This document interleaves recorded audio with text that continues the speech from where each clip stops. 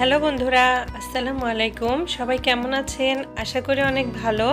আমরাও আল্লাহর রহমতে অনেক ভালো আছি। এখন হচ্ছে সকালবেলা। আমি ঘুম থেকে উঠেই সোজা রান্নাঘরে চলে এসেছি। তো আজকে আমরা নাস্তাতে খাবো পরোটা। পরোটা বানানোর জন্য আমি এখানে ময়দা নিয়ে নিচ্ছি। এর মধ্যে সামান্য পরিমাণে লবণ, চিনি আর একটু তেল দিয়ে আমি এটাকে মিশিয়ে নিলাম। এরপর পানি দিয়ে একটা ডো তৈরি করে নিব।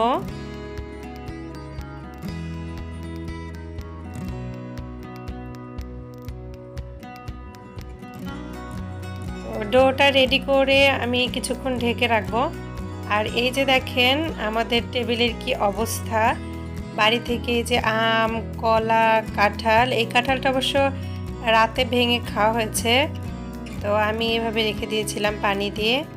আর কিছু আমি এখানে রেখেছি রান্নাঘরে, কাঁঠাল আর এই যে কলা, এগুলো এখনো পাকেনি। তো বাচ্চারা ঘুম থেকে উঠে গেছে, এখন আমি বিছানাগুলো সুন্দর করে গুছিয়ে নিলাম।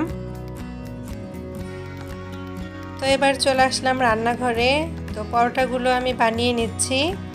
প্রথমে পরোটাগুলো বানিয়ে নেই, তারপরে ভাজবো। তো আমার পরোটা বানানো হয়ে গেছে, এখন আমি এগুলো ভেজে নিচ্ছি।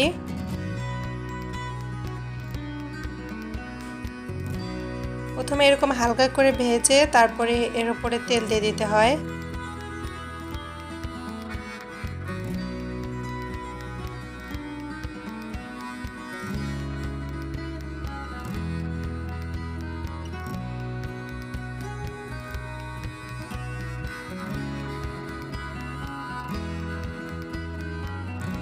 তো হালকা লাল করে ভেজে নিয়ে আমি তুলে ফেলবো পরোটাগুলো। তো এই যে আমার নাস্তা রেডি। আজকে নাস্তাতে থাকছে আলু ভাজি, ডিম আর হচ্ছে পরোটা। আর এই তো নাস্তা করা শেষ, এখন আমরা চা খেয়ে নিব। চা খেতে খেতে জানালার পাশে বসেছিলাম। এই যে বাহিরে বৃষ্টি হচ্ছে, টিপ টিপ করে বৃষ্টি পড়ছে সেই সকাল থেকেই।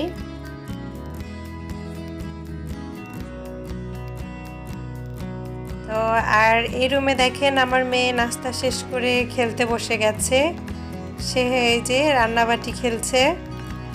তো ওদের এই সমস্ত খেলা দেখে কিন্তু আমাদের ছোটবেলার কথা মনে পড়ে, আমরাও কিন্তু এভাবে খেলতাম।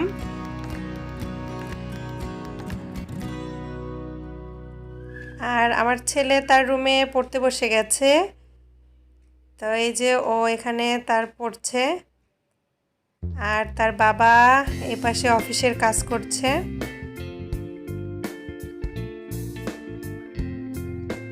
আমি এখন রান্নাঘরে চলে আসলাম।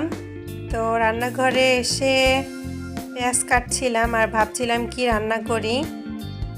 তো আসলে প্রতিদিন এক রকমের খাবার খেতে ভালো লাগে না, তো ভাবছিলাম আজকে কিছু ব্যতিক্রম করি। তো আজকে হচ্ছে ভর্তার আইটেম করব ভাবছি। আর বাচ্চারা যেহেতু ভর্তা খায় না, তো ওদের জন্য ফ্রিজে মুরগির মাংস, ডাল আর সবজি আছে গতকালকের। তো ওদের হয়ে যাবে ওগুলো দিয়ে, আর আমরা ভর্তা খাবো। তো আসলে প্রতিদিন একরকম খাবার কিন্তু খেতে ভালো লাগে না, একটু ব্যতিক্রম হলে কিন্তু ভালোই লাগে।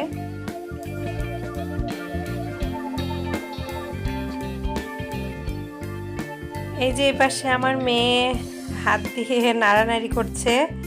তো রান্নাঘরে যখন আমি কোনো কাজ করতে আসি, ও কিন্তু মাঝে মাঝে এসে আমাকে দেখে যায়, বলে আম্মু তুমি কি করো, আমার সাথে গল্প করতে আসে। তো এখনও আমার সাথে আছে।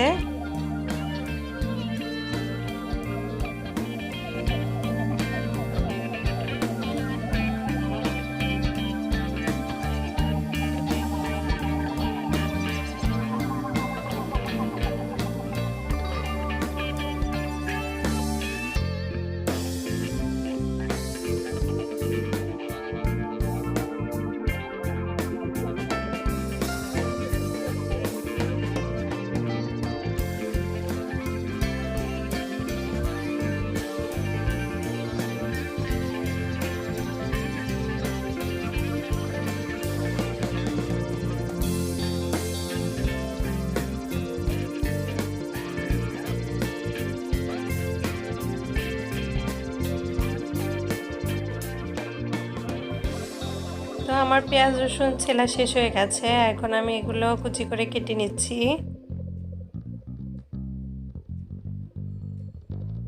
যেহেতু ভর্তা করব তো একটু বেশি পেঁয়াজ রসুন লাগবে।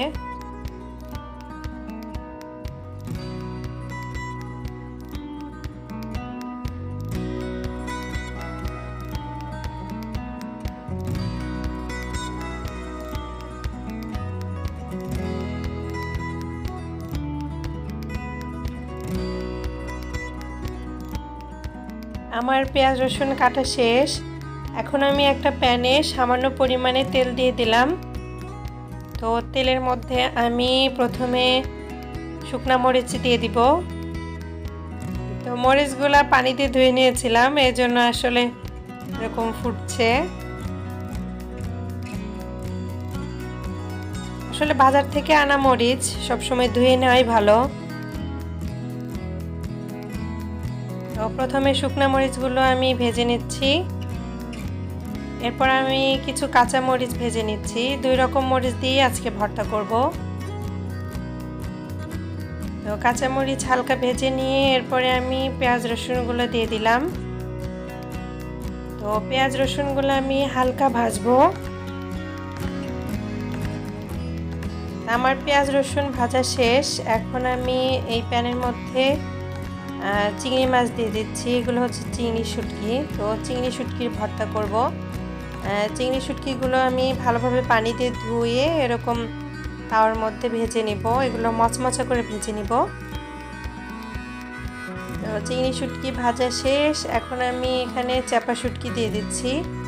তো আমি মাথাগুলো ফেলে এভাবে পরিষ্কার করে নিয়েছিলাম।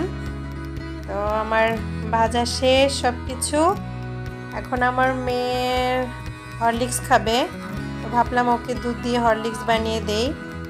তো এই যে, আর সে কিন্তু এই যে এরকম স্ট্র দিয়ে খেতে পছন্দ করে। আসলে বাচ্চাদের খাওয়া নিয়ে তো নানান কাহিনী করতে হয়, তো সেই জন্য এই যে তাকে এনকারেজ করছিলাম আমি। তো এখন ভর্তা করতে চলে আসলাম। তো অর্ধেকটা পেঁয়াজ আমি নিয়ে নিচ্ছি। প্রথমে আমি চিংড়ি মাছের ভর্তা করব। তো চিংড়ি মাছের ভর্তাটা আমি এরকম শুকনা মরিচ দিয়ে করব। তো শুকনা মরিচগুলো বোটা ছাড়িয়ে নেই।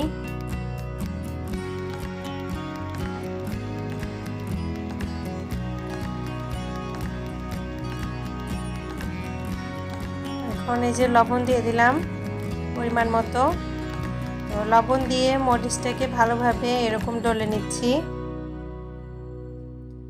আমার আসলে মরিচ মনে হয় বেশি হয়ে গেছে, একটা উঠায় রাখলাম।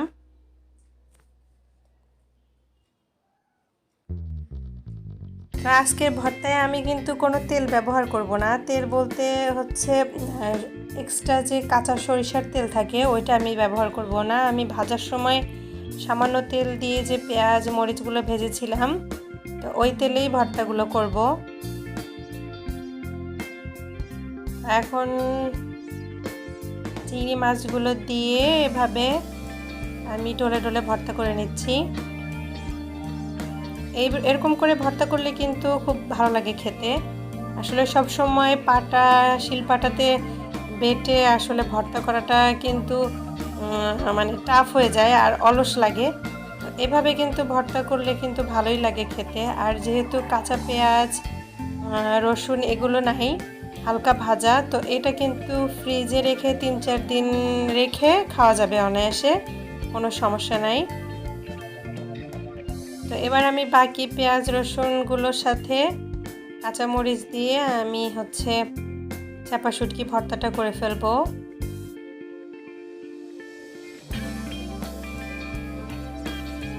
তো সেমভাবে আমি এই যে লবণ দিয়ে মরিচগুলো ডলে নিচ্ছি।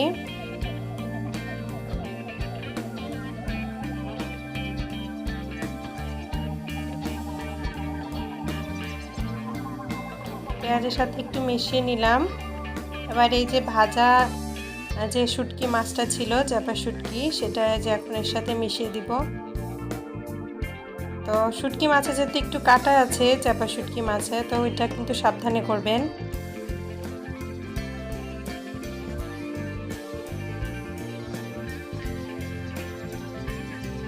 এখন আমি শুটকি মাছ আর পেঁয়াজ রসুন মরিচের সাথে এভাবে মিশিয়ে নিব। এভাবে ভর্তা করলে কিন্তু খেতে অনেক মজা লাগে, আমার কাছে তো খুবই ভালো লাগে।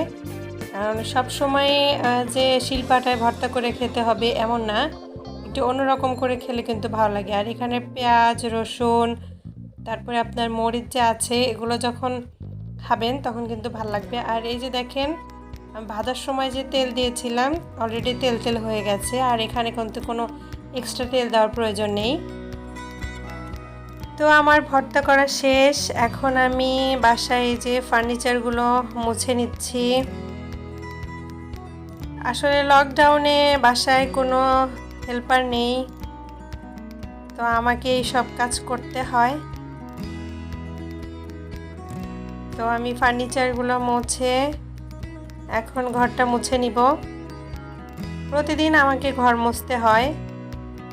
তো আমার বাসার পাশে কনস্ট্রাকশন কাজ হচ্ছে, না মুছলে একদম ময়লা হয়ে থাকে। আর বাচ্চা যেহেতু আছে বাসায়, বাচ্চারা ফ্লোরে বসে খেলে, তো প্রতিদিন পরিষ্কার রাখাটাই ভালো। তো এখন ঘরটার মুছে আমি বাচ্চাদের গোসল করিয়ে দিব, তারপরে আমি নিজে গোসল করে নামাজ পড়ে তারপরে আমরা দুপুরে খাওয়া দাওয়া করব। তো এই ছিল আমার সকাল থেকে দুপুর পর্যন্ত কাজ। তো আমার ভিডিওটা যদি আপনাদের ভালো লেগে থাকে অবশ্যই আমাকে লাইক দিবেন, আর প্লিজ আমাকে সাবস্ক্রাইব করবেন। আর এখানেই বিদায় নিচ্ছি, আল্লাহ হাফেজ।